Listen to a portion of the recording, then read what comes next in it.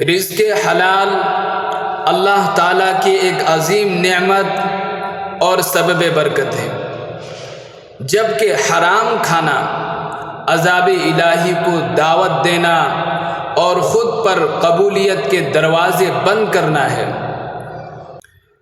اور اسی طرح باطل طریقے سے مال کمانا بھی اللہ کریم کی بارگاہ میں سخت ناپسندیدہ ہے، جیسا کہ قرآن کریم میں ارشاد ہے، یا ایھا الذین آمنوا لا تأکلوا اموالکم بینکم بالباطل، اے ایمان والو باطل طریقے سے آپس میں ایک دوسرے کا مال نہ کھاؤ۔ باطل طریقے سے مال کھانا کیا ہے؟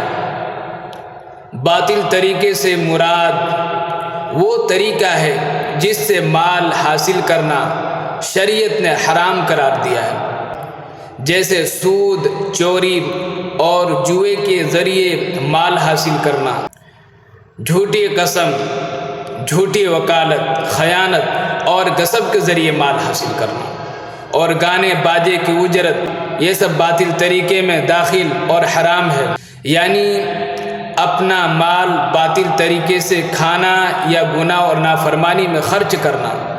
اسی طرح رشوت کا لین دین، ڈنڈے مار کر سودا بیچنا، ملاوٹ والا مال فروخت کرنا، قرض دبا لینا، ڈاکہ زنی کرنا، بھتہ خوری اور پرچیاں بھیج کر ہراساں کر کے مال وصول کرنا بھی اس میں شامل ہے۔